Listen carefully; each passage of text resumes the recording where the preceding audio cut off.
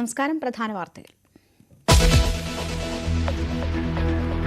മാമി തിരോധാന കേസിൽ ക്രൈംബ്രാഞ്ച് ചോദ്യം ചെയ്തതിന് പിന്നാലെ കാണാതായ ഡ്രൈവറെയും ഭാര്യയെയും കണ്ടെത്തി. രജിത് കുമാറിനെയും ഭാര്യയെയും പിടികൂടിയത് ഗുരുവായൂരിൽ നിന്ന്. നടക്കാവ് പോലീസിനെതിരെ കുമാറിന്റെ വാട്സ്ആപ്പ് സന്ദേശം. ഞാൻ ചെയ്തിട്ടുമല്ല, മാമയെ കാണാതായതു എന്തായാലും എനിക്ക് ഈ കേസുകാർ യാതൊരു ബന്ധമില്ല. അത് ഉണ്ടെങ്കിൽ ഇപ്പം തന്നെ എനിക്ക് പറയാൻ പറ്റുമല്ലോ. ഇപ്പം പറയുമ്പോൾ ആരെയും പേടിക്കുന്നുണ്ടല്ലോ. എനിക്കൊരു ബന്ധമില്ല.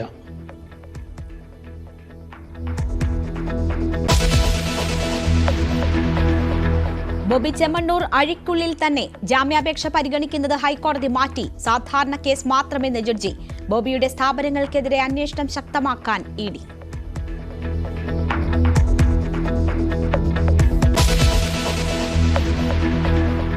ക്ഷണിച്ചിട്ടും CPM ആലപ്പുഴ ജില്ലാ സമ്മേളനത്തിൽ പങ്കെടുക്കാതെ ജി സുധാകരൻ. അരനൂറ്റാണ്ടിനിടെ വിട്ടുനിൽക്കുന്നതാദ്യം. സമ്മേളനം മുഖ്യമന്ത്രി ഉദ്ഘാടനം ചെയ്തു. കടുത്ത വിഭാഗീയതയ്ക്കെതിരെ രൂക്ഷ വിമർശനവുമായി പിണറായി. നേതാക്കളുടെ വ്യക്തിവൈരാഗ്യമാണ് പാർട്ടിയിലെ കൊഴിഞ്ഞുപോക്കിന് കാരണമെന്ന് മുന്നറിയിപ്പ്.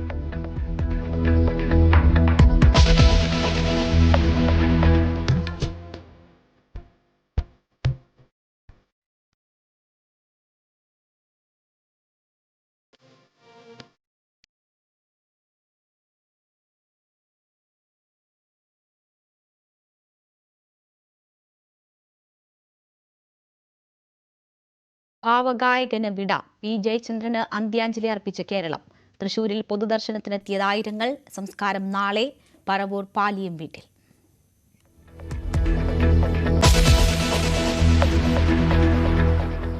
NM വിജയന്റെ ആത്മഹത്യയിൽ കോൺഗ്രസ് നേതാക്കളുടെ അറസ്റ്റ് തടഞ്ഞു. IC ബാലകൃഷ്ണൻ, ND അപ്പച്ചൻ അടക്കമുള്ളവർക്ക് ആശ്വാസമായി വയനാട് കോടതിയുടെ നിർദ്ദേശം. താൻ ഒളിവിൽ പോയിട്ടില്ലെന്ന് IC ബാലകൃഷ്ണൻ MLA.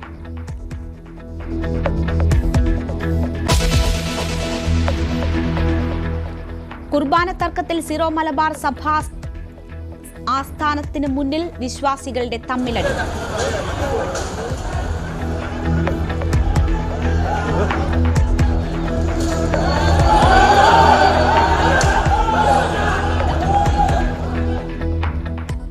വിമത വൈദികർ ബിഷപ്പ് ഹൌസിൽ അതിക്രമിച്ച് കയറിയെന്ന് പരാതി. സമരം ചെയ്യുന്ന വൈദികർക്കെതിരെ നടപടിയെടുക്കുമെന്ന് സിനഡ്.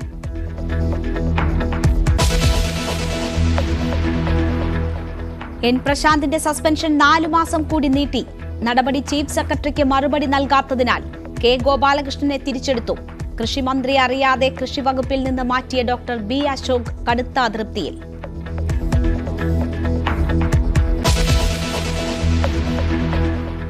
വാർത്തയിലേക്ക് വിശദമായി. കോഴിക്കോട്ടെ വ്യവസായി മുഹമ്മദ് അട്ടൂരിന്റെ ഡ്രൈവർ രജിത് കുമാറിനെയും ഭാര്യയെയും കണ്ടെത്തി. ഗുരുവായൂരിൽ നിന്നാണ് ഇരുവരെയും കണ്ടെത്തിയത്. പടിഞ്ഞാറേ നടയിലെ ലോഡ്ജിലാണ് ഇരുവരും താമസിച്ചിരുന്നത്. ഉച്ചയ്ക്ക് ഭക്ഷണം കഴിക്കാനെത്തിയപ്പോൾ ഹോട്ടലിൽ നിന്നാണ് ഇരുവരെയും പിടികൂടിയത്. നടക്കാവ് പോലീസിനെതിരെ രജിത് കുമാറിന്റെ ശബ്ദ സന്ദേശം നേരത്തെ പുറത്തുവന്നു. മാമി കേസുമായി ബന്ധപ്പെട്ട വിവരങ്ങൾ പങ്കുവെക്കുന്ന ഗ്രൂപ്പിലായിരുന്നു രജിത് കുമാറിന്റെ ശബ്ദ സന്ദേശം വന്നത്. എന്നെ പോലീസ് വല്ലാതെ ബുദ്ധിമുട്ടിച്ചതിൻ്റെ പേരിൽ ഞാൻ ആത്മഹത്യ ചെയ്യാണ്. ഈ കേസുമായിട്ട് എനിക്ക് യാതൊരു ബന്ധവുമില്ല. എൻ്റെ അറിവോട് കൂടിയിട്ടോ ഞാൻ ചെയ്തിട്ടുമല്ല, മാമയെ കാണാതായതു എന്തായാലും KM ബഷീറിനെ പോലത്തെ ഫ്രോഡിനെ ഒന്ന് കൈകാര്യം ചെയ്യേണ്ടതുണ്ട്. എനിക്കത് ചെയ്യാൻ പറ്റാത്തതാണ്. ഇന്നത്തെ കാണാൻ ഞാൻ ചെയ്യാനും. പക്ഷേ അയാളൊക്കെ ഫ്രോഡാണ്. എന്തോ പെൺവാണി കേസിലൊക്കെ പെട്ട് ആളുകളെ ബുദ്ധിമുട്ടിക്കാനാണ് ഇയാൾ പണി. ആരോടെ പൈസ വാങ്ങിച്ച് ഇയാൾക്ക് ബന്ധം ഉണ്ടാവാൻ സാധ്യതയുണ്ട്. എന്തായാലും എനിക്ക് ഈ കേസുകാർ യാതൊരു ബന്ധമില്ല. അത് ഉണ്ടെങ്കിൽ ഇപ്പം തന്നെ എനിക്ക് പറയാൻ പറ്റുമല്ലോ. ഇപ്പം പറയുമ്പോൾ ആരെയും പേടിക്കുന്നുണ്ടല്ലോ. എനിക്കൊരു ബന്ധമില്ല. മറ്റു പറയാമല്ലോ. ഇപ്പം ഉണ്ടെങ്കിൽ ഞാൻ പറയുന്നതിന് എനിക്കൊരു പേടിയില്ല. കാരണം എന്താ മരണത്തോട് വെല്ലുവിളിച്ച് പോവാൻ ഞാൻ. പിന്നെ ഞാൻ തന്നെ പേടിക്കണം. അതുകൊണ്ട് എനിക്ക് ഇതിൽ യാതൊരു ബന്ധമില്ല. വിശ്വസിക്കാണ്ടിരിക്കാം. എന്തായാലും ഈ കേസ് നിങ്ങളിവിടെ അവസാനിപ്പിക്കരുത്. അന്വേഷണം വിടരുത്. കുറേ ആളുകൾക്ക് എൻ്റെ കുടുംബം നശിച്ചാൽ സന്തോഷമുണ്ടാവും. സന്തോഷിക്കട്ടെ. അത് എനിക്ക് യാതൊരു ബന്ധവുമില്ല. രജിത് കുമാറിന്റെ ശബ്ദ സന്ദേശമാണ് നമ്മൾ കേട്ടത്. MS അനീഷ് കുമാർ ഇപ്പോൾ വാർത്തയുടെ വിവരങ്ങളുമായി ചേരുകയാണ്. അനീഷ്, ഇവരുടെ തിരോധാനമായിരുന്നു കഴിഞ്ഞ മണിക്കൂറുകളിൽ വലിയ അഭ്യൂഹങ്ങൾക്കിടയാക്കിയത്. ഇപ്പോൾ ഗുരുവായൂരിൽ നിന്ന് കണ്ടെത്തിയിരിക്കുന്നു എന്നാണ് മനസ്സിലാക്കുന്നത്. എന്താണ് ഈ ഒളിച്ചോട്ടത്തിന് പിന്നിൽ ഉള്ള കാരണങ്ങൾ എന്നത് അവർ വ്യക്തമാക്കിയിട്ടുണ്ടോ? ഇപ്പോൾ അവർ എവിടെയാണുള്ളത്?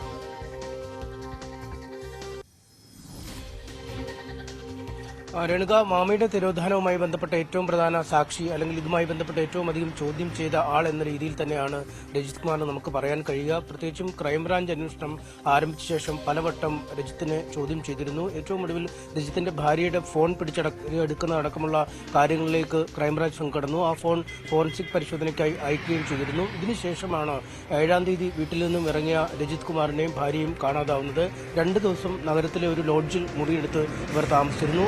ശേഷമാണ് ഫോൺ സ്വിച്ച് ഓഫ് ചെയ്ത് ഇവരെ ഒരു തരത്തിലും ബന്ധപ്പെടാൻ കഴിയാതെ വന്നത്. ഇതോടുകൂടി ആണ് കുടുംബം നടക്കാവ് പോലീസ് സ്റ്റേഷനിൽ പരാതി നൽകുകയും പോലീസ് ഇവർക്കായി ഊർജിതമായി തെരച്ചിൽ നടത്തുകയും ചെയ്ത് ഇന്ന് ഈ ഗുരുവായൂർ അമ്പല നടയിൽ ഒരു ലോഡ്ജിലായിരുന്നു ഇവർ താമസിച്ചിരുന്നത്. അതിനുശേഷം ഉച്ചഭക്ഷണം കഴിക്കാനായി പോയി മടങ്ങും വഴി പോലീസ് ഇവരെ പിടികൂടുകയായിരുന്നു. പോലീസിന് ലഭിച്ച രഹസ്യവിവരത്തിന്റെ അടിസ്ഥാനത്തിലാണ് ഇവരിലേക്ക് എത്തിയതെന്നാണ് അറിയുന്നത്. ഇപ്പോൾ ഗുരുവായൂർ പോലീസ് സ്റ്റേഷനിലാണ് രണ്ടുപേരും ഉള്ളത്.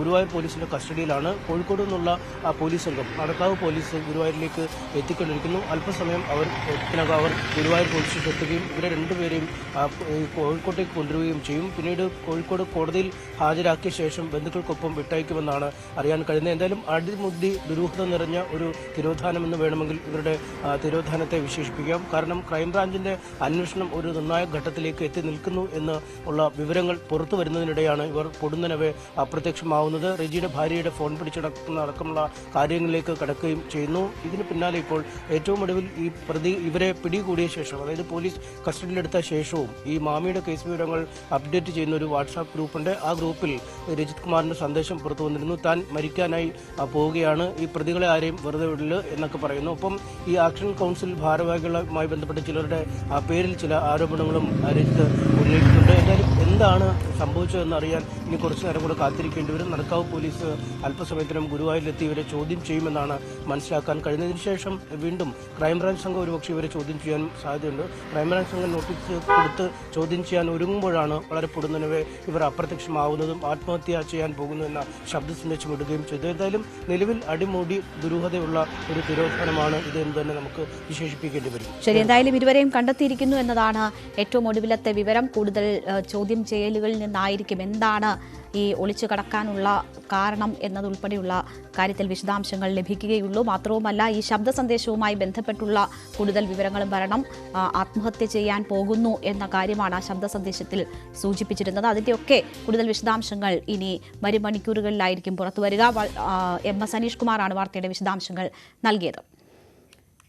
ലൈംഗിക അധിക്ഷേപ കേസിൽ റിമാൻഡിൽ കഴിയുന്ന ബോബി ചെമ്മണ്ണൂരിന്റെ ജാമ്യാപേക്ഷ ഹൈക്കോടതി ഇന്ന് പരിഗണിച്ചില്ല. സാധാരണക്കാർക്കില്ലാത്ത ഒരു പരിഗണനയും ഈ കേസിലില്ലെന്ന് കോടതി നിരീക്ഷിച്ചു. ജാമ്യാപേക്ഷ ചൊവ്വാഴ്ച പരിഗണിക്കും.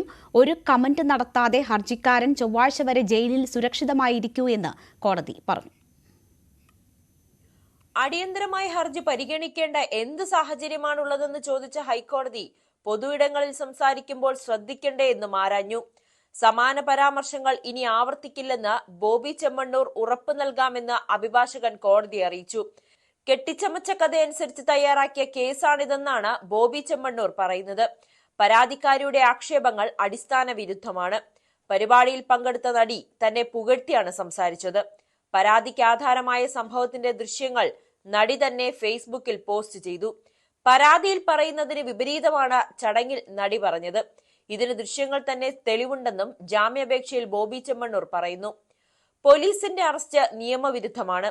തന്നെ തടഞ്ഞുവെച്ചത് യൂണിഫോം ഇല്ലാതെ എത്തിയ ഒരു സംഘം ആളുകളാണ്. 24 മണിക്കൂറിലധികം സമയം തന്നെ നിയമവിരുദ്ധമായി കസ്റ്റഡിയിൽ വെച്ചു. തന്നെ ഇരുട്ടിൽ നിർത്തുന്നതാണ് മജിസ്ട്രേറ്റ് കോടതിയുടെ ഉത്തരവെന്നും ഹർജിയിൽ പറയുന്നു. ഒരു കമന്റും നടത്താതെ ഹർജിക്കാരൻ ചൊവ്വാഴ്ച വരെ ജയിലിൽ സുരക്ഷിതമായിരിക്കുമെന്ന് പരിഹസിച്ച കോടതി മറുപടി പറയാൻ പോലീസിന് സമയം നൽകി.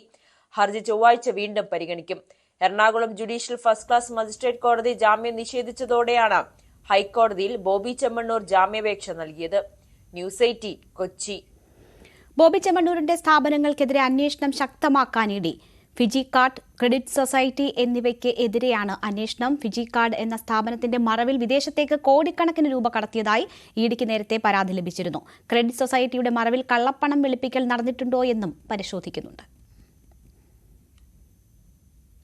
CPM ആലപ്പുഴ ജില്ലാ സമ്മേളനത്തിന്റെ ഉദ്ഘാടനത്തിന് ക്ഷണിച്ചിട്ടും ജി സുധാകരൻ എത്തിയില്ല. പ്രതിനിധി സമ്മേളനത്തിന്റെ ഉദ്ഘാടനത്തിന് ശേഷം മടങ്ങിപ്പോകേണ്ട സാഹചര്യം ഒഴിവാക്കാനാണ് എത്താതിരുന്നതെന്നാണ് സൂചന. പുന്നപ്രയിലെ വസതിയിലാണ് സുധാകരൻ ഉള്ളത്. 1975 ശേഷം സുധാകരൻ പങ്കെടുക്കാത്ത ആദ്യ സമ്മേളനമാണ് ഹരിപ്പാട് നടന്നത്. ആലപ്പുഴ ജില്ലയിലെ CPM വിഭാഗീയതയിൽ പിണറായി വിജയന്റെ രൂക്ഷ വിമർശനം ഉയർന്നു. നേതാക്കന്മാർ തമ്മിലുള്ള വ്യക്തി വൈരാഗ്യമാണ് പ്രവർത്തകരുടെ കൊഴിഞ്ഞുപോക്കിന് കാരണം. മുകളിൽ നിന്ന് ആരും സംരക്ഷിക്കാനില്ലാഞ്ഞിട്ടും വിഭാഗീയ പ്രവർത്തനം തുടരുന്നത് അംഗീകരിക്കാനാകില്ലെന്നും പിണറായി പറഞ്ഞു. ശരണ്യ സ്നേഹജൻ വാർത്തയുടെ വിശദാംശങ്ങളുമായി ചേരുന്നു. ശരണ്യ, 1975 ശേഷം ജി സുധാകരനില്ലാത്ത സമ്മേളനം അവിടെ നടന്നുകൊണ്ടിരിക്കുന്നു. എങ്ങനെ പുരോഗമിക്കുന്നു നടപടികൾ? പിണറായിയുടെ ഉൾപ്പെടെ വിഭാഗീയതയിൽ ശക്തമായ വിമർശനം ഉയർന്നതും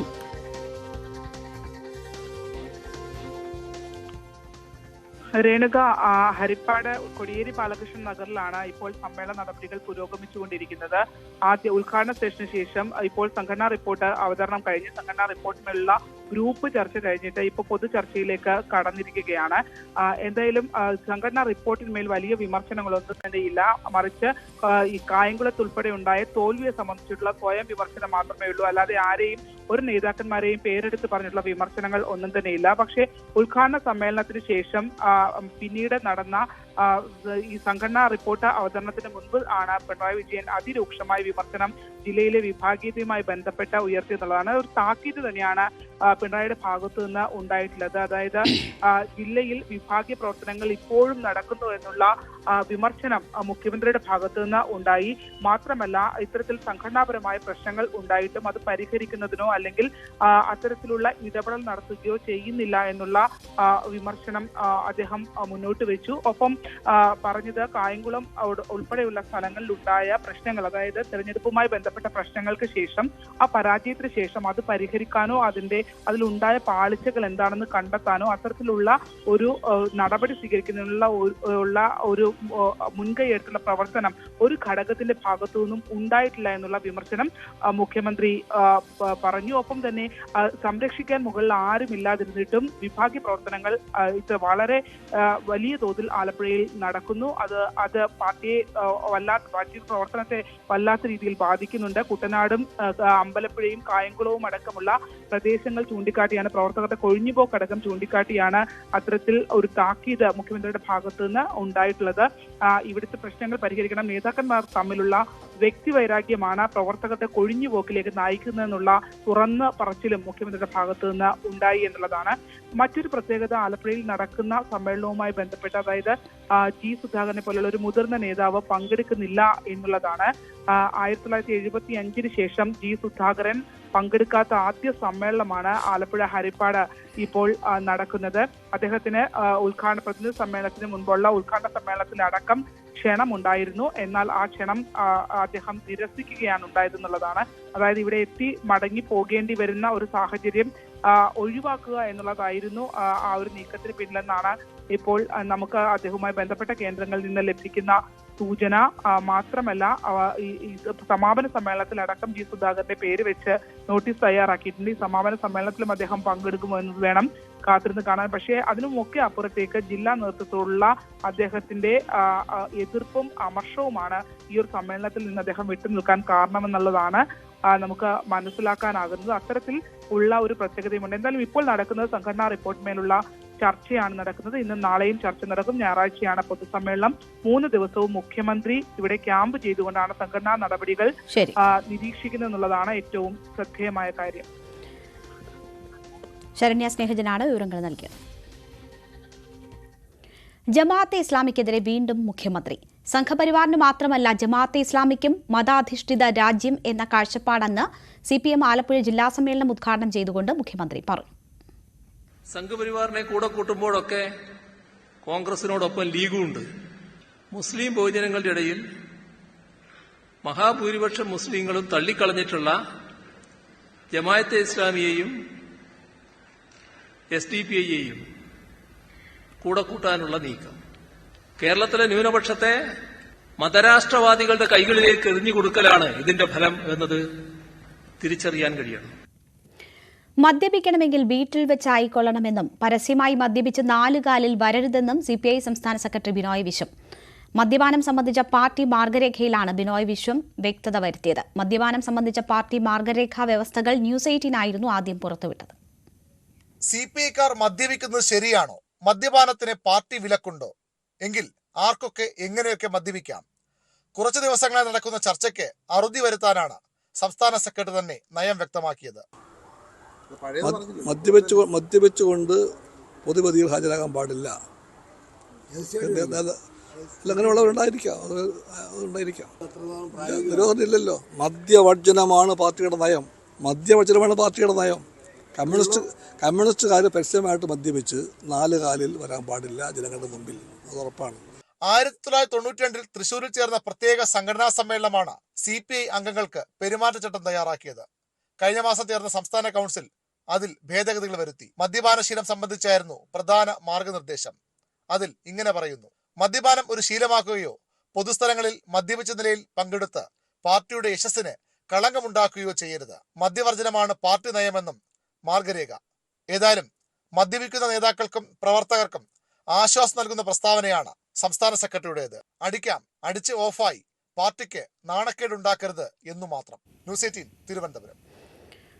വയനാട് DCC ട്രഷറർ NM വിജയന്റെ ആത്മഹത്യയിൽ കോൺഗ്രസ് നേതാക്കളുടെ അറസ്റ്റ് തടഞ്ഞു കോടതി. IC ബാലകൃഷ്ണൻ, ND അപ്പച്ചൻ, KK ഗോപിനാഥൻ എന്നിവരെ ഈ മാസം 15 വരെ അറസ്റ്റ് ചെയ്യരുതെന്ന് വയനാട് പ്രിൻസിപ്പൽ സെഷൻസ് കോടതി നിർദ്ദേശം നൽകി. Wayanad DCC treasurer NM വിജയന്റെയും മകന്റെയും ആത്മഹത്യയിൽ Sultan Bathery MLA IC ബാലകൃഷ്ണനെ ഒന്നാം പ്രതിയാക്കി കഴിഞ്ഞ ദിവസമാണ് കേസെടുത്തത്. DCC പ്രസിഡന്റ് ND അപ്പച്ചനെയും KK ഗോപിനാഥിനെയും പ്രതി ചേർത്തിരുന്നു. ആത്മഹത്യാ പ്രേരണ കുറ്റം ചുമത്തിയതോടെ അറസ്റ്റിനുള്ള സാധ്യത കണക്കിലെടുത്താണ് പ്രതികൾ മുൻകൂർ ജാമ്യാപേക്ഷ സമർപ്പിച്ചത്. ജാമ്യാപേക്ഷ പരിഗണിച്ച വയനാട് പ്രിൻസിപ്പൽ സെഷൻ കോടതി 15-ാം തീയതി വരെ അറസ്റ്റ് പാടില്ലെന്ന് പോലീസിന് വാക്കാൽ നിർദ്ദേശം നൽകി. 15-ാം തീയതി കേസ് ഡയറി ഹാജരാക്കാനും കോടതി നിർദ്ദേശിച്ചു. ഇന്ന് രാവിലെ മാധ്യമങ്ങൾ IC ബാലകൃഷ്ണനെയും ND അപ്പച്ചനെയും ഫോണിൽ ബന്ധപ്പെടാൻ ശ്രമിച്ചെങ്കിലും സ്വിച്ച്ഡ് ഓഫ് ആയ നിലയിലായിരുന്നു. ഇതോടെ ഇവർ ഒളിവിൽ പോയതായുള്ള അഭ്യൂഹം ശക്തമായി. എന്നാൽ IC ബാലകൃഷ്ണൻ ഒളിവിൽ പോയിട്ടില്ലെന്ന് അഭിഭാഷകൻ പ്രതികരിച്ചു. ജില്ലയിലെ 2 പ്രധാന നേതാക്കൾ ആരോപണ വിധേയരായിട്ടും ഇവരെ പ്രതിരോധിക്കാതെ ഒരു വിഭാഗം നേതാക്കൾ മാറി നിൽക്കുകയാണ്. സ്ഥലം MP പ്രിയങ്ക ഗാന്ധിയും ഇതുവരെ പ്രതികരിച്ചില്ല. ന്യൂസ് 18 വയനാട്. NSS SNDP പിന്തുണയ്ക്ക് പിന്നാലെ ദളിത് വിഭാഗങ്ങളെയും ഒപ്പം കൂട്ടാൻ രമേശ് ചെന്നിത്തല. ഇതിന്റെ ഭാഗമായി തലസ്ഥാനത്ത് ദളിത് കോൺക്ലേവ് സംഘടിപ്പിക്കാനുള്ള ഒരുക്കത്തിലാണ് ചെന്നിത്തല. ദേശീയ ദളിത് നേതാക്കളെ അടക്കം പങ്കെടുപ്പിച്ചുകൊണ്ടാകും പരിപാടി നടക്കുക. News 18 exclusive.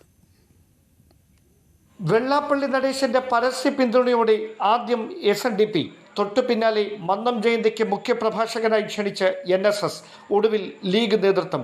സാമുദായിക സംഘടനകളുടെയും മത നേതാക്കന്മാരുടെയും പിന്തുണ ഉറപ്പാക്കിയുള്ള രമേശ് ചെന്നിത്തലയുടെ ഈ നീക്കം എന്തിനു വേണ്ടിയെന്ന ചോദ്യം കോൺഗ്രസ് ക്യാമ്പിൽ സജീവ ചർച്ചകൾക്ക് വഴി തുറന്നിരിക്കുന്നതിനിടയിലാണ് സംസ്ഥാനത്തെ ദളിത് സംഘടനകളുടെ പിന്തുണ ഉറപ്പാക്കുന്നതിന് വേണ്ടിയുള്ള ചെന്നിത്തലയുടെ അടുത്ത ശ്രമം. വിവിധ സംഘടനകളിൽ നിന്നായി 5000 പ്രതിനിധികൾ പങ്കെടുക്കുന്ന ദളിത് കോൺക്ലേവാകും തലസ്ഥാനത്ത് നടക്കുക. ദളിത് പ്രക്ഷോഭങ്ങൾക്ക് നേതൃത്വം നൽകുന്ന ദേശീയ നേതാക്കളും കോൺക്ലേവിന്റെ ഭാഗമാകുമെന്നാണ് സൂചന. ചെന്നിത്തലയുടെ നേരിട്ടുള്ള മേൽനോട്ടത്തിലാണ് ദളിത് കോൺക്ലേവിന്റെ മുന്നൊരുക്കങ്ങൾ പുരോഗമിക്കുന്നത്. KPCC നേതൃത്വത്തിനും UDF നേതൃത്വത്തിനും ഇത് സംബന്ധിച്ച ഔദ്യോഗിക സൂചനകളൊന്നും ഇതുവരെ ലഭിച്ചിട്ടില്ലെന്നാണ് വിവരം. നിയമസഭാ തെരഞ്ഞെടുപ്പ് മുന്നിൽ കണ്ട് പാർട്ടിയിൽ സ്വാധീനമുറപ്പിക്കാനുള്ള ചെന്നിത്തലയുടെ നീക്കങ്ങൾക്ക് NSSും SNDPയും ഉൾപ്പെടെയുള്ള സാമുദായിക സംഘടനകൾ പിന്തുണ പ്രഖ്യാപിച്ചതിന് പിന്നാലെ ദളിത് വിഭാഗങ്ങളുടെ പിന്തുണ കൂടി ഉറപ്പിക്കാനായാൽ കരുത്തേറുമെന്ന വിലയിരുത്തലിലാണ് RC camp. Dan Kurian, news 18 Thiruvananthapuram. ഭാവഗായകന് അന്ത്യാഞ്ജലി. ഇല പൊഴിയും ശിശിരവനത്തിൽ നീ അറിയാതൊഴുകും കാറ്റാകും.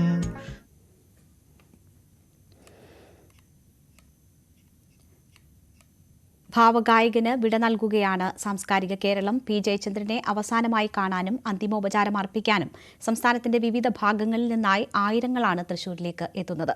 തൃശൂരിലെ പൂങ്കുന്നത്തെ വസതിയിലും കേരള സംഗീത അക്കാദമി ഹാളിലുമായി പൊതുദർശനം നടന്നു. അനുസ്മരിക്കണമെന്ന് പറഞ്ഞാൽ നമ്മൾക്ക് കേട്ടു തുടങ്ങിയത് നമ്മുടെ നാട്ടിൽ കേരളത്തിൽ മുഹമ്മദ് റഫി എന്നാണ് അറിയപ്പെടുന്നത്. കുട്ടിക്കാലം മുതൽ അദ്ദേഹത്തിന്റെ പാട്ടുകൾ കേട്ടാണ് വളർന്നത്. പക്ഷെ എൻ്റെ ധാരണയിലും കൂടാതെ ദാസേട്ടൻ പാടിയതായിരുന്നു. പക്ഷെ ഓർമ്മ വെച്ചതായി പ്ല മാസ്റ്റർ ചെയ്ത് അതെല്ലാം പാടിയത് ജയചന്ദ്രൻ സാറാണെന്ന്. ഞാൻ ഇവിടെ അടുത്തുള്ള ആളല്ല, ഞാൻ ഇവിടെ വരുന്ന ആളാണ്. ഇവിടെ ഒരു മോഹൻ കാറ്ററിംഗിലാണ് സാർ ഭക്ഷണത്തിന് വരിക. അങ്ങനെ ഒരു പറ്റി നാട്ടുകാർക്കെല്ലാം അത്രമേൽ പ്രിയപ്പെട്ട ഒരാൾ പാടിമറഞ്ഞിരിക്കുന്നു. അസുഖങ്ങളിൽ നിന്ന് തിരികെ വരുമെന്ന പ്രതീക്ഷയായിരുന്നു എല്ലാവരിലും. സംസ്ഥാന ബഹുമതികളോടെയായിരിക്കും സംസ്കാരം. സംസ്ഥാന പ്രോട്ടോകോൾ നൽകിക്കൊണ്ട് തന്നെ ആവശ്യമായിട്ടുള്ള എല്ലാ നടപടികളും എടുക്കുന്നതിന് വേണ്ടി തൃശ്ശൂരിലെയും എറണാകുളത്തെയും ജില്ലാ കളക്ടർമാർക്ക് ഇതിനകം തന്നെ നിർദ്ദേശം നൽകിയിട്ടുണ്ട്. അവരുടെ നേതൃത്വത്തിൽ ഇന്നും നാളെയുമായി ആ ചടങ്ങുകൾ കൂടി അവസാനമായിട്ട് നിർവഹിക്കും. വീട്ടിൽ നിന്നും കേരള സംഗീത അക്കാദമിയുടെ ഹാളിലേക്ക് പൊതുദർശനത്തിനെത്തിയപ്പോൾ അവിടെയും വലിയ ജനാവലി കാത്തുനിന്നു. ജയചന്ദ്രൻ ആലപിച്ച പ്രിയപ്പെട്ട ഗാനങ്ങൾ മുഴങ്ങുന്ന അന്തരീക്ഷത്തിലാണ് പൊതുദർശനം നടന്നത്. കല, രാഷ്ട്രീയ, സാമൂഹ്യ, സാംസ്കാരിക മേഖലകളിലെ നിരവധി പ്രമുഖ വ്യക്തിത്വങ്ങൾ അന്ത്യാഞ്ജലി അർപ്പിക്കാനെത്തി. ഒരു വലിയ ചരിത്രം അവസാനിക്കുകയാണ്. കാരണം ജയചന്ദ്രൻ്റെ പാട്ട് വ്യത്യസ്തമായിരുന്നു, വളരെ വ്യത്യസ്തമായിരുന്നു. അദ്ദേഹത്തിൻ്റെ പാട്ടുകൾ കേൾക്കുന്നവർ അദ്ദേഹത്തെ കണ്ടില്ലെങ്കിലും അദ്ദേഹത്തിൻ്റെ ആരാധകരായി മാറുകയാണ്. കവി അല്ലെങ്കിൽ എഴുതിയ ആൾ എന്തുദ്ദേശിക്കുന്നുവോ അതിനേക്കാൾ അപ്പുറത്തേക്ക് ആ ഗാനത്തെ മനസ്സിനകത്തേക്ക് സന്നിവേശിപ്പിക്കാൻ കഴിയുന്ന ആന്തരികമായ ശക്തിയുള്ള ശബ്ദമാണ് ജയേട്ടൻ. അതുകൊണ്ടാണ് അദ്ദേഹം മരിച്ചാലും മലയാളികൾ ഉള്ളിടത്തോളം കാലം അല്ലെങ്കിൽ മലയാള ഭാഷ അറിയുന്നവരെല്ലാം ജയേട്ടനെ ഒരിക്കലും മറക്കില്ല. ആശുപത്രിയിൽ നിന്ന് കുടുംബാംഗങ്ങളും മുൻ മന്ത്രി VS സുനിൽകുമാറും നടൻ ജയരാജ് വാര്യരും ചേർന്നായിരുന്നു മൃതദേഹം ഏറ്റുവാങ്ങിയത്. നാളെ രാവിലെ 8 മണിവരെ വീട്ടിൽ പൊതുദർശനം തുടരും. അതിനുശേഷം തറവാട് വീടായ പറവൂർ പാലിയത്ത് വീട്ടിലേക്ക് കൊണ്ടുപോകും. 3 മണിക്ക് കുടുംബവളപ്പിലാണ് സംസ്കാരം. News 18 Thrissur. Kochi corporation council യോഗത്തിൽ ബഹളം. മൃദംഗവിഷൻ പരിപാടിയിലെ വീഴ്ചയുമായി ബന്ധപ്പെട്ട പ്രമേയ ചർച്ചയ്ക്കിടെയാണ് കൌൺസിലിൽ വാക്പോരുണ്ടായത്. കൌൺസിലർക്ക് ഉത്തരവാദിത്തം ഇല്ലേ എന്ന മേയറുടെ ചോദ്യത്തിന് ഉത്തരവാദിത്തം മേയർക്കെന്ന് ദീപ്തി മേരി വർഗീസും, ദീപ്തിയാണ് അപകടം നടന്ന സ്ഥലത്തെ കൌൺസിലറെന്ന് മേയറും തിരിച്ചടിച്ചു. അപകടത്തിൽ ജുഡീഷ്യൽ അന്വേഷണം പ്രായോഗികമല്ലെന്ന് മേയർ വ്യക്തമാക്കി.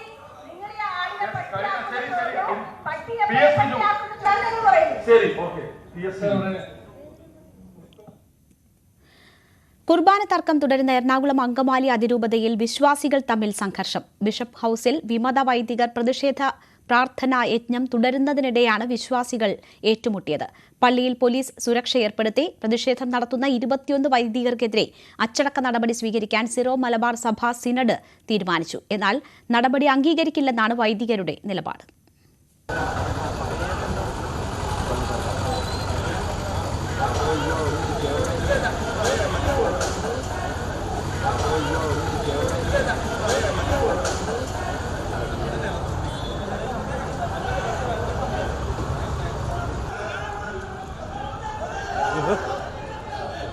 എറണാകുളം അങ്കമാലി അതിരൂപത ആസ്ഥാനമായ മേജർ ആർച്ച് ബിഷപ്പ് ഹൌസിന് മുന്നിലായിരുന്നു വിശ്വാസികളിൽ ചിലർ ചേരിതിരിഞ്ഞ് ഏറ്റുമുട്ടിയത്. പോലീസ് സ്ഥലത്തെത്തി ഇരുകൂട്ടരെയും പിടിച്ചുമാറ്റി. സംഘർഷം തുടർന്നാൽ കേസെടുക്കുമെന്ന് മുന്നറിയിപ്പ് നൽകി.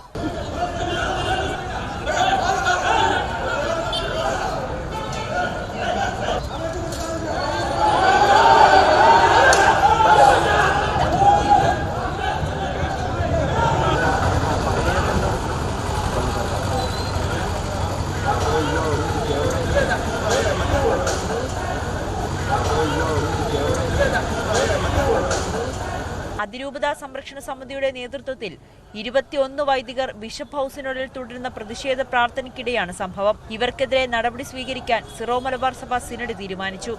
സമരം തെറ്റായതും ക്രൈസ്തവ ചൈതന്യത്തിനെതിരായുമായ നടപടിയെ സിറോ മലബാർ സിനഡ് പിതാക്കന്മാർ ഐക്യകണ്ഠേന അപലപിച്ചു. ന്യൂസ് 18 കൊച്ചി. എൻ പ്രശാന്ത് IASന്റെ സസ്പെൻഷൻ 120 ദിവസത്തേക്ക് നീട്ടി. വാട്സ്ആപ്പ് ഗ്രൂപ്പ് വിവാദത്തിൽ സസ്പെൻഷനിലായിരുന്ന കെ ഗോപാലകൃഷ്ണനെ സർവീസിൽ തിരിച്ചെടുത്തു. കൃഷിവകുപ്പ് സെക്രട്ടറി സ്ഥാനത്ത് നിന്ന് മാറ്റിയതിൽ ബി അശോക് IASന് കടുത്ത അതൃപ്തിയുണ്ടെന്ന വിവരവും പുറത്തുവന്നു. അഡീഷണൽ ചീഫ് സെക്രട്ടറി ജയതിലകനെയും കെ ഗോപാലകൃഷ്ണൻ IASനെയും സാമൂഹ്യ മാധ്യമങ്ങളിലൂടെ വിമർശിച്ചു എന്നതിന്റെ പേരിലാണ് എൻ പ്രശാന്ത് IASനെ സർവീസിൽ നിന്ന് സസ്പെൻഡ് ചെയ്തത്. ഇതിന് പിന്നാലെ ചീഫ് സെക്രട്ടറി ശാരദാ മുരളീധരൻ പ്രശാന്തിന് കുറ്റാരോപിത മെമ്മോ നൽകി. ഇതിന് മറുപടി നൽകാതെ ചോദ്യങ്ങൾ ഉന്നയിച്ച് ചീഫ് സെക്രട്ടറിക്ക് പ്രശാന്ത് 2 കത്തുകൾ നൽകി. തനിക്കെതിരെ ആരാണ് പരാതി നൽകിയത്, തന്റെ ഫേസ്ബുക്ക് അക്കൗണ്ടിന്റെ സ്ക്രീൻഷോട്ട് ആരാണ് എടുത്തത് തുടങ്ങി 7 ചോദ്യങ്ങളായിരുന്നു പ്രശാന്ത് ഉന്നയിച്ചത്. ഇതിന് മറുപടി നൽകിയ ശേഷം കുറ്റാരോപിത മെമ്മോയ്ക്ക് മറുപടി നൽകാമെന്ന പ്രശാന്തിന്റെ നിലപാടാണ് സസ്പെൻഷൻ നീട്ടാൻ കാരണമായത്. കുറ്റാരോപിത മെമ്മോയ്ക്ക് പ്രശാന്ത് മറുപടി നൽകിയിട്ടില്ലെന്ന വാദമുയർത്തി റിവ്യൂ കമ്മിറ്റി 120 ദിവസത്തേക്ക് കൂടി സസ്പെൻഷൻ നീട്ടി. റിവ്യൂ കമ്മിറ്റി തീരുമാനത്തിന് പിന്നാലെ ചീഫ് സെക്രട്ടറി പ്രശാന്തിന് കത്ത് നൽകി. ചാർജ് മെമ്മോയ്ക്ക് 15 ദിവസത്തിനുള്ളിൽ മറുപടി നൽകണമെന്നും ശേഷം രേഖകൾ പരിശോധിക്കാൻ പ്രശാന്തിന് അവസരമുണ്ടാകുമെന്നും അറിയിച്ചു. അതേസമയം കൃഷിവകുപ്പ് പ്രിൻസിപ്പൽ സെക്രട്ടറി സ്ഥാനത്ത് നിന്ന് മാറ്റി തദ്ദേശ പരിഷ്കരണ കമ്മീഷനാക്കി നിയമിച്ചതിൽ ബി അശോകിന് കടുത്ത അതൃപ്തിയുണ്ട്. കൃഷിമന്ത്രി പോലും അറിയാതെയാണ് നിയമനമെന്നാണ് വിവരം. തന്റെ അതൃപ്തി സർക്കാരിനെയും ബി അശോക് ഔദ്യോഗികമായി അറിയിച്ചേക്കും. സസ്പെൻഷൻ പിൻവലിച്ചെങ്കിലും കെ ഗോപാലകൃഷ്ണനെതിരായ വകുപ്പ് തല പരിശോധനകൾ തുടരും. ന്യൂസ് 18 തിരുവനന്തപുരം. വയനാട് ചൂരൽമല മുണ്ടക്കൈ ഉരുൾപൊട്ടൽ അതിതീവ്ര ദുരന്തമായി അംഗീകരിച്ചതാണെന്ന് കേന്ദ്ര സർക്കാർ ഹൈക്കോടതിയെ അറിയിച്ചു. സംസ്ഥാന സർക്കാരിന് വിവിധ തരം ധനസഹായത്തിന് അർഹത ലഭിക്കുമെന്ന് കേന്ദ്രം വ്യക്തമാക്കി. SDRF മാനദണ്ഡങ്ങളിൽ ഇളവ് നൽകിയെന്നും കേന്ദ്രത്തിനു വേണ്ടി അഡീഷണൽ സോളിസിറ്റർ ജനറൽ സുന്ദരേശൻ അറിയിച്ചു. സംസ്ഥാന ദുരന്ത നിവാരണ ഫണ്ടിൽ നിന്ന് 120 കോടി രൂപ കൂടി ചെലവഴിക്കാൻ അനുമതി നൽകിയെന്ന് കേന്ദ്ര സർക്കാർ ഹൈക്കോടതിയെ അറിയിച്ചു. നേരത്തെ ഈ ഹർജി പരിഗണിച്ചപ്പോൾ ഹൈക്കോടതി മുന്നോട്ട് വെച്ച നിർദ്ദേശമനുസരിച്ചാണ് മാനദണ്ഡങ്ങളിൽ ഇളവ് നൽകിയത്. അതേസമയം മുണ്ടക്കൈ ചൂരൽമല ദുരന്തം അതിതീവ്ര ദുരന്തമെന്ന് കേന്ദ്ര സർക്കാർ ഹൈക്കോടതിയെ അറിയിച്ചു. പുനരധിവാസ തീരുമാനത്തിലുള്ള ആക്ഷേപങ്ങൾ അമിക്കസ് ക്യൂറിയെ അറിയിക്കാൻ ഹൈക്കോടതി നിർദ്ദേശിച്ചു. പുനരധിവാസ വിഷയം അടുത്ത തവണ പരിഗണിക്കാമെന്നും ഹൈക്കോടതി വ്യക്തമാക്കി. പുനരധിവാസത്തിനായി ഭൂമി ഏറ്റെടുക്കാൻ തീരുമാനിച്ചെന്ന് സംസ്ഥാന ദുരന്ത നിവാരണ അതോറിറ്റി ഹൈക്കോടതിയിൽ സത്യവാങ്മൂലം നൽകി. ഭൂമി ഏറ്റെടുക്കുന്നതിനും പുനരധിവാസ പ്രവർത്തനങ്ങൾക്കും മന്ത്രിസഭായോഗം അംഗീകാരം നൽകിയെന്നും മുണ്ടക്കൈ ചൂരൽമല ഉരുൾപൊട്ടൽ അതിതീവ്ര ദുരന്തമായി കേന്ദ്ര സർക്കാർ അംഗീകരിച്ചെന്നും സത്യവാങ്മൂലത്തിൽ വ്യക്തമാക്കിയിട്ടുണ്ട്. ന്യൂസ് 18 കൊച്ചി. സ്കൂൾ ബസ് കയറി വിദ്യാർത്ഥിനിക്ക് ദാരുണാന്ത്യം. തിരുവനന്തപുരം മടവൂർ ചാലിലാണ് സംഭവം. മടവൂർ LP സ്കൂളിലെ 4ാം ക്ലാസ് വിദ്യാർത്ഥിനിയാണ് മരിച്ചത്. BV അരുൺ വിവരങ്ങളുമായി ചേരുകയാണ്. അരുൺ, വളരെ ദുഃഖകരമായ വാർത്തയാണ്. എങ്ങനെയാണ് ഈ അപകടമുണ്ടായത്? വൈകിട്ട് 4:30 മണിയോടെയാണ് അപകടമുണ്ടായത്. ഈ മടവൂർ LP സ്കൂളിലെ 4ാം ക്ലാസ് വിദ്യാർത്ഥിനിയാണ് കൃഷ്ണേന്ദു. കുട്ടിയെ വീട്ടിന് മുന്നിലിറക്കി ബസ് മുന്നോട്ടെടുക്കുമ്പോൾ കുട്ടി ആ ബസ്സിന്റെ മുൻവശത്തൂടെ ക്രോസ് ചെയ്ത് വീട്ടിലേക്ക് കയറുകയായിരുന്നു. ആ സമയത്താണ് അപകടമുണ്ടായത്. ഡ്രൈവർ കുട്ടി കടന്നു പോകുന്നത് കണ്ടിട്ടില്ല എന്നാണ് മനസ്സിലാകുന്നത്. ബസ്സിന്റെ മുൻഭാഗത്തൊരു കുട്ടി റോഡ് മറികടന്ന് ക്രോസ് ചെയ്ത് വീട്ടിലേക്ക് പോകുന്നത്. അപ്പോഴാണ് അപകടമുണ്ടായത്. മടവൂർ LPS 4ാം ക്ലാസ് വിദ്യാർത്ഥിനിയാണ്. മടവൂർ ചാലിൽ എന്ന സ്ഥലത്താണ്, കിളിമാനൂരിനടുത്താണ്, പള്ളിക്കൽ പോലീസ് സ്റ്റേഷൻ പരിധിയിലെ സ്ഥലമാണ്. ചാലിൽ എന്ന സ്ഥലത്താണ് ഈ അപകടമുണ്ടായത്. ഡ്രൈവറുടെ അശ്രദ്ധയാണോ, കുട്ടി ഏതെങ്കിലും തരത്തിൽ കുട്ടി വളരെ പെട്ടെന്ന് ഓടിപ്പോയതായിരുന്ന കാര്യത്തിന് വ്യക്തതയില്ല. പോലീസ് ഇപ്പോൾ അവിടെ സ്ഥലത്തെത്തിയിട്ടുണ്ട്, അന്വേഷണം തുടങ്ങിയിട്ടുണ്ട്. അശ്രദ്ധ മൂലമുണ്ടായ അപകടം എന്ന് തന്നെയാണ് മനസ്സിലാകുന്നത്. അരുൺ, ഈ സ്കൂൾ ബസ്സുകളിൽ ആയമാരുണ്ടാകണമെന്നും അവർ കുട്ടികളെ, 4ാം ക്ലാസ് കുട്ടി എന്ന് പറയുമ്പോൾ കൊച്ചു കുട്ടിയാണ്, അപ്പോൾ ആ കുട്ടിയെ ക്രോസ് ചെയ്യാൻ അവർ സഹായിക്കുകയും ചെയ്യേണ്ടതാണ്. അതിനുശേഷം മാത്രം വാഹനം വിട്ടുപോകേണ്ടതുമാണ്. അത്തരം നിർദ്ദേശങ്ങളൊക്കെ കർശനമായി ഉള്ളപ്പോഴാണ് ഈ അപകടം സംഭവിച്ചിരിക്കുന്നത്. ഈ ബസ്സിൽ അത്തരം സഹായി ഉണ്ടായിരുന്നോ, ആയ ഉണ്ടായിരുന്നോ? അത് സംബന്ധിച്ച് എന്തെങ്കിലും അറിയാൻ കഴിഞ്ഞോ? അത്തരം കാര്യങ്ങൾ ഇനിയും വ്യക്തമാകേണ്ടിയിരിക്കുന്നു. ആരുടെയെങ്കിലും അശ്രദ്ധ കാരണമാണോ അപകടമുണ്ടായെന്ന്? സ്വാഭാവികമായും 4ാം ക്ലാസ് കുട്ടിയാണ്, വളരെ പ്രായം കുറഞ്ഞ ആ കുട്ടിയാണ്. 7 വയസ്സെന്നാണ് പോലീസ് ഉദ്യോഗസ്ഥർ നമ്മളിപ്പോൾ പള്ളിക്കൽ സ്റ്റേഷൻ വിളിക്കുമ്പോൾ അറിയുന്നത്. പക്ഷേ 4ാം ക്ലാസ് വിദ്യാർത്ഥിനിയാണെന്ന് വിവരം ലഭിക്കുന്നുണ്ട്. അങ്ങനെയെങ്കിൽ 9 10 വയസ്സുണ്ടാകും. ഏതായാലും കൊച്ചുകുട്ടിയാണ്. കുട്ടിയെ ബസ്സിൽ നിറക്കി വിടുമ്പോൾ അങ്ങനെ റോഡ് ഒറ്റയ്ക്ക് കടത്തിവിടാൻ കഴിയുന്ന കാര്യമല്ല. ആരെങ്കിലും കൂടെ ഉണ്ടാകേണ്ടതാണ്. അതിൽ സ്വാഭാവികമായും രേണുക സംശയിക്കുന്നത് പോലെ അത്തരം വീഴ്ചകൾ ഉണ്ടായിട്ടുണ്ടാകാം. അത് പോലീസിൻ്റെ അന്വേഷണത്തിൽ മാത്രമേ വ്യക്തമാകൂ. ഇതുമായി ബന്ധപ്പെട്ട കൂടുതൽ വിവരങ്ങൾ നമുക്ക് ലഭ്യമാകേണ്ടതുണ്ട്. ഏതായാലും അത്യന്തം ദാരുണമായ ഒരു അപകടമാണ്. ഇത് ആദ്യമായി ഉണ്ടാകുന്ന സംഭവമല്ല. ഇതിനു മുമ്പും സ്കൂൾ ബസ്സിൽ നിന്ന് കുട്ടികൾ ഇറങ്ങുമ്പോഴും അവർ തിരികെ കയറുമ്പോഴും ഒക്കെ ബസ് മുന്നോട്ടും പിന്നോട്ടും ഒക്കെ എടുത്ത് പല അപകടങ്ങൾ ഉണ്ടായിട്ടുണ്ട്. അപ്പോൾ അതുകൊണ്ട് തന്നെ കൃത്യമായ ഒരു നിരീക്ഷണം വേണം. കൊച്ചുകുട്ടികളെ വീട്ടിലേക്ക് കൊണ്ട് വിടുമ്പോൾ, സ്കൂളിലേക്ക് വരുമ്പോഴൊക്കെ അവരെ ബസ്സിൽ കയറാനും ഇറങ്ങാനും റോഡ് മുറിച്ചു കടക്കാനും ഒക്കെ സഹായിക്കാൻ കൃത്യമായ സംവിധാനങ്ങൾ വേണം. അത് ബസ്സിലുള്ള ഡ്രൈവർമാരോ അല്ലെങ്കിൽ ആയമാരോ അല്ലെങ്കിൽ രക്ഷിതാക്കൾ തന്നെ വേണമെന്ന നിർദ്ദേശമൊക്കെ ഉണ്ട്. പക്ഷേ അത് ഇവിടെ ഉണ്ടായിട്ടില്ല എന്ന് വേണം മനസ്സിലാക്കേണ്ടത്. എന്തായാലും വളരെ ദുഃഖകരമായ ഒരു വാർത്തയാണ്. സ്കൂൾ ബസ് കയറി വിദ്യാർത്ഥിനിക്ക് ദാരുണാന്ത്യം എന്നത്. തിരുവനന്തപുരം മടവൂർ ചാലിലാണ് ഈ സംഭവം ഉണ്ടായിരിക്കുന്നത്. കുട്ടികൾക്ക് എങ്ങനെ വാഹനം പോകുന്നതിന് മുൻപോ അല്ലെങ്കിൽ വാഹനത്തിന് മുമ്പിലൂടെയൊക്കെ എങ്ങനെ റോഡ് മുറിച്ച് കടക്കണം എന്നതിൻ്റെയൊക്കെ ബോധവൽക്കരണമൊക്കെ ശരിയായ വിധത്തിൽ നടക്കുന്നില്ല എന്നത് തന്നെയാണ് ഈ ആവർത്തിച്ചുണ്ടാകുന്ന ഇത്തരം അപകടങ്ങൾ സൂചിപ്പിക്കുന്നത്. വി അരുണാണ് വാർത്തയുടെ വിശദാംശങ്ങൾ നൽകിയത്. ബുള്ളറ്റിൻ ഇവിടെ പൂർണ്ണമാകുന്നു. നമസ്കാരം.